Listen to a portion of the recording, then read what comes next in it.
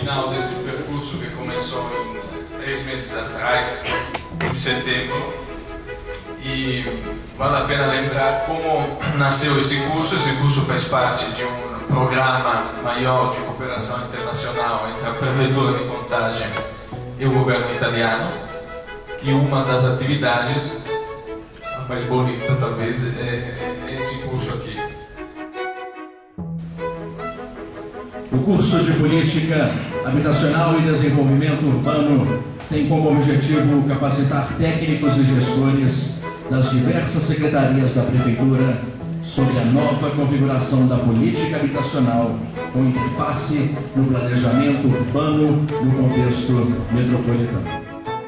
A parceria que nós temos de cooperação com o governo italiano através da ARCE, na atual gestão, começou uma discussão em 2005 e ela começou a se efetivar no final de 2007.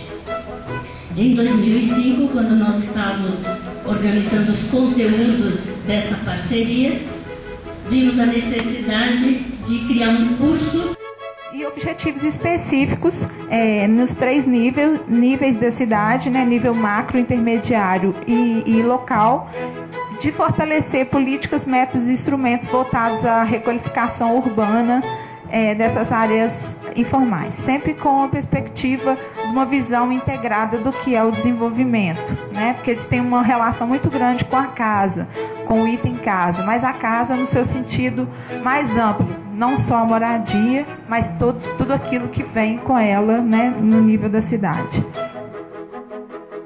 Que este curso, ele dá uma grande contribuição para a gente parar para pensar sobre o que foi feito no passado, parar para pensar sobre as nossas ações do nosso governo. Este programa de cooperação internacional entre a Prefeitura de Contagem e o Ministério das Relações Exteriores italiano, a meu ver, representa mais um momento que podemos acrescentar aos inúmeros momentos até aqui registrados da preciosa colaboração entre a Itália e o Brasil. Nesse momento em que aproximadamente 90% da população brasileira hoje reside na área urbana, movimentos importantes e democráticos no sentido de retomada de uma questão tão fundamental no campo da cidadania, que é a questão do planejamento urbano.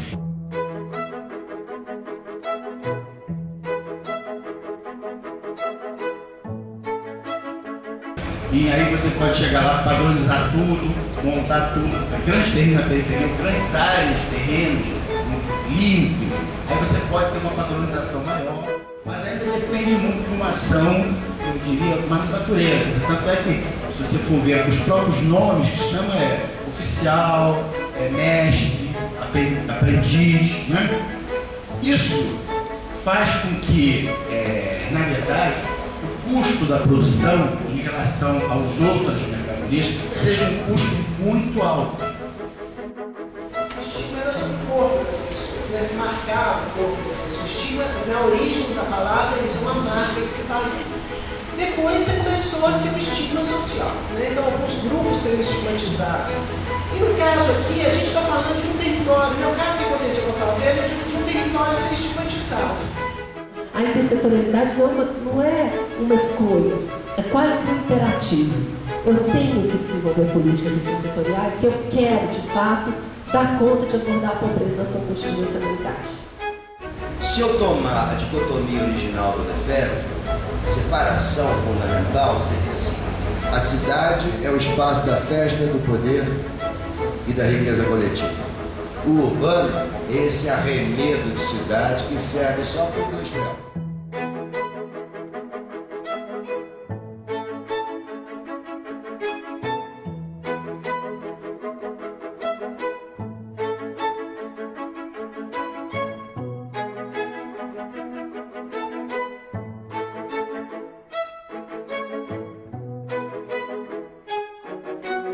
Aí parte dessa radiação que vem no solo chega na superfície, volta para o espaço, e parte fica armazenada, esses gases eles conseguem absorver. E parte dessa energia fica armazenada na atmosfera através da interação dos gases. Inaugura essa possibilidade de botar esse problema dos assentamentos irregulares em área privada dentro da política pública. Que aí você trata isso com o mesmo mecanismo de regularização que você trata as áreas que são públicas. A organização de favelas, né, um dos componentes que eu acho mais importantes são os critérios para você implantar a coleta porta a porta. Porque a gente já experimentou todos os modelos de coleta indireta e nenhum funciona. Para resolver isso, tem que trabalhar com os 3 R's: redução, reutilização e reciclagem. E a ordem é essa. Não, isso não foi inventado à toa. Existe uma ordem de ação, né? Redução, reutilização e reciclagem. O nosso raciocínio foi o seguinte: nós queremos passar de uma estrutura espacial que hoje é radioconcêntrica para uma estrutura espacial que seja uma estrutura em rede. Com isso, nós vamos conseguir dar condições físicas de relacionamento, de mobilidade, mais ou menos similares a todos os municípios, pelo menos do ponto de vista da mobilidade.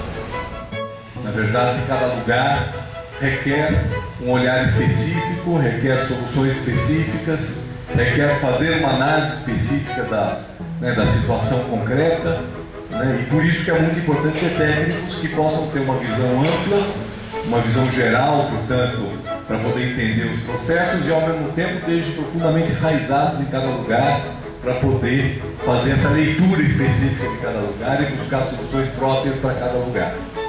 Quando a gente fala da função social da propriedade, tem um comando direto para aquele que detém aquele direito, né, ou aquele bem. Né? Então, é o proprietário, né, de um imóvel urbano que tem a responsabilidade principal de fazer com que aquela propriedade tenha uma função social. Mas é preciso que você pense que relações sociais não podem ser tratadas como relações econômicas. E se elas são relações que vão colocar discussão, se elas são relações que vão colocar o debate, é preciso que eu pense no uso que as pessoas fazem do seu bairro, no uso que as pessoas fazem da sua rua. Uso do solo, moradia, mercado imobiliário. Há uma carência muito grande no poder público, no setor privado, no âmbito da sociedade sobre essa questão. Quando a gente vai pensar as atividades lá de mobilização, as atividades de capacitação, as oficinas que vão ser feitas, essas áreas têm que estar juntos. Então, quem está na habitação tem que bater na porta mesmo.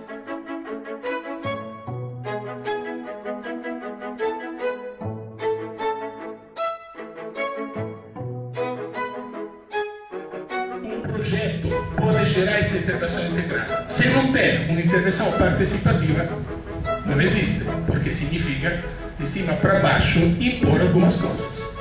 E, portanto, precisamos encontrar formas muito bem definidas e estruturadas para que as pessoas, que são eles os protagonistas, participem de um processo de transformação de uma realidade do próprio futuro. Sobretudo na segunda metade da década de 80, houve uma grande movimentação em algumas capitais brasileiras, que desencadeou um processo do reconhecimento das favelas como parte da cidade. Eu me lembro, pegando mapas daquela época, que os mapas da cidade tinham vazios. Esses vazios eram as favelas. Monitoramento e avaliação são ferramentas para a gestão. E a gestão, a finalidade da gestão é gerar produtos e resultados. Em relação à questão da educação, do consumo de energia, porque as pessoas querem ser regulares, sim, as pessoas querem ter sua dignidade, sim, e muitas vezes, o que acontece? Falta informação. E o programa Árvore da Vida, ele nasceu com essa premissa, assim, a gente quer fazer junto, envolvendo o poder público, envolvendo a própria comunidade, para que essa ação ela se sustente no tempo. Quer dizer, se você não tiver uma vontade política forte de ampliar a equipe para o setor, o plano sozinho não vai dar conta disso de jeito nenhum. Tem que ter uma decisão política. E claro que o plano mostrando a deficiência ajuda a fazer. Não adianta a gente sair daqui dizendo, meu colega tem que ouvir aquilo lá. Não, eu tenho que ouvir isso, eu tenho que ser diferente a partir de hoje.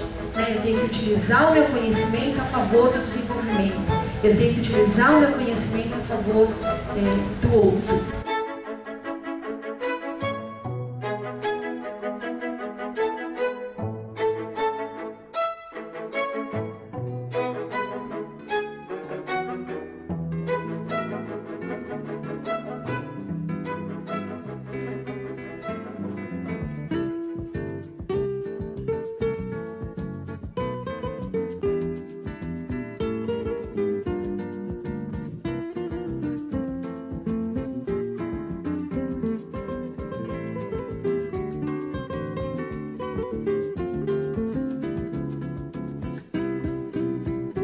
O gestor público se depara com o problema, ele identifica claramente o problema, ele separa o sintoma da raiz do problema. Muita gente vai trabalhar com planejamento estratégico e você tem que separar o sintoma da essência do problema. Às vezes o problema se manifesta numa área da cidade, mas ele é resultado de um outro problema em outra dimensão. Esses processos acontecem lá no meio do mato, tem inundação, tem escorregamento, são processos naturais, são eventos, mas não geram risco, não geram consequências às pessoas, aos bens, à infraestrutura, nada disso. Tá? Então, para ser risco, tem que ter consequência, senão não tem risco. A Rocinha, não sei quem conhece o Rio de Janeiro, a Rocinha fica encravada num bairro de classe média alta, né, em frente a São Conrado, onde o metro quadrado é de R$10.000 para cima, e do lado da Gávea, que também é um outro bairro de classe média alta. Quando nós iniciamos o PAC, que a gente já tinha a ideia de fazer gestão compartilhada, eu disse assim, bom, isso não vai acontecer nunca. Porque o morador de São Conrado dizia assim, aqueles favelados do lado de lá só se falavam assim.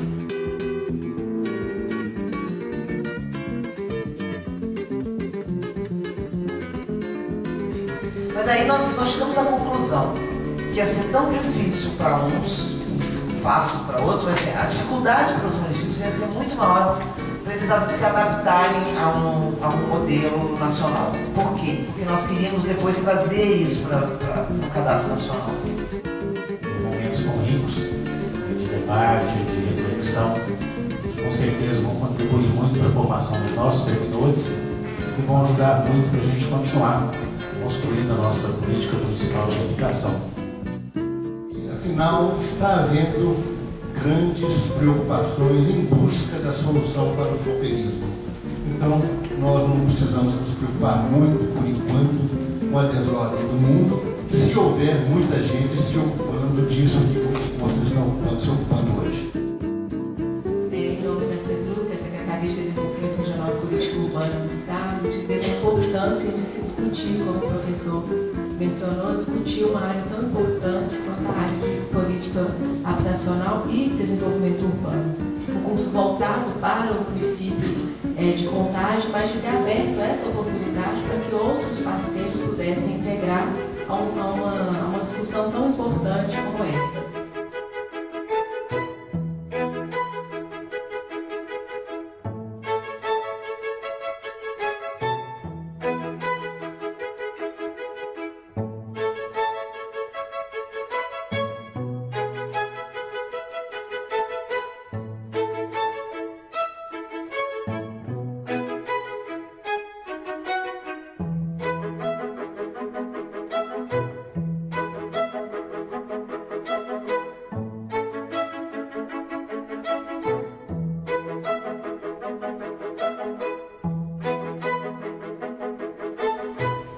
participaram nesse curso são 180 alunos, marcaram a presença, dos quais 65 receberão certificado de participação da capacitação.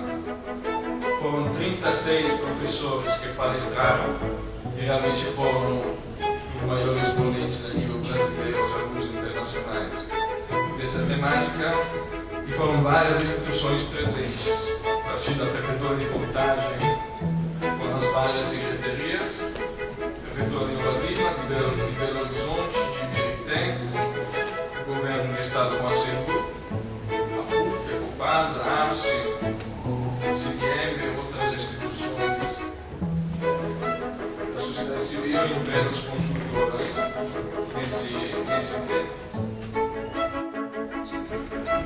Foram apresentados pela ABS experiências exitosas de desenho urbano ocorridas na Bahia e em Pernambuco, ressaltando que sejam essas experiências mostradas ou as ocorridas em Minas Gerais ou em qualquer outro lugar, o indivíduo é sempre o centro da questão.